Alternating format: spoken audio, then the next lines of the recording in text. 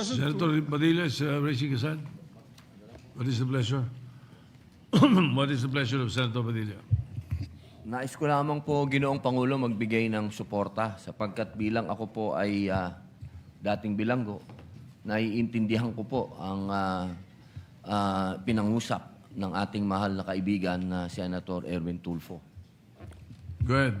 Go ahead. You may proceed. Ginoong Pangulo at mga kagalang-galang ko mga kasama sa Senado, ako po'y tumatayo upang buong puso na mag-co-sponsor po sa inyo pong resolusyon. salamat po.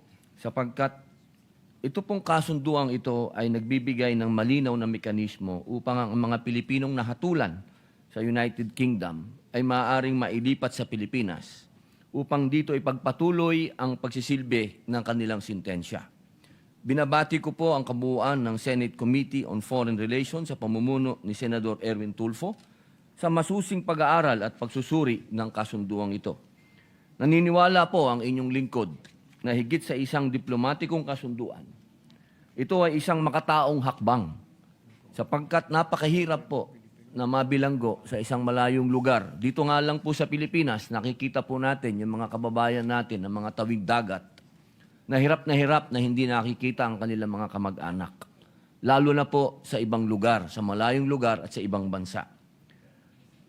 Mga mahalagang konsiderasyon po para sa tunay na rehabilitasyon at reintegrasyon sa lipunan. Tama po kayo, Senator Erwin Tulfo.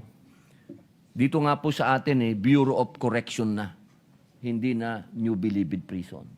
Ang atin pong isinusulong ay ang pagbabago ng tao. Pinagtitibay din po nito ang ating patuloy na paninindigan na pangalagaan ang kapakanan ng mga Pilipino sa ibayong dagat at palalimin ang ugnayan sa United Kingdom. Maraming salamat po. George Leader. Thank you, Mr. President. Mr. President, to allow our colleagues to study the measure, move to suspend consideration of the same. Any objection? Hearing none. Consideration is suspended. Mr. President, I move that we consider Senate Bill number 8094 under Committee Report number 31. I so move, Mr. President. Any objection? Hearing none. Consideration of the measure is in order. The Secretary will read the title of the measure.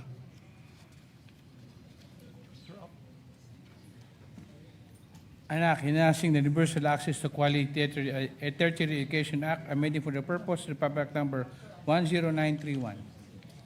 Mr. President, we recognize the sponsor of the measure, no other than a distinguished colleague, our Tita Ganda of the Senate, Senator Lauren Legarda. Senator Lori Legarda is recognized.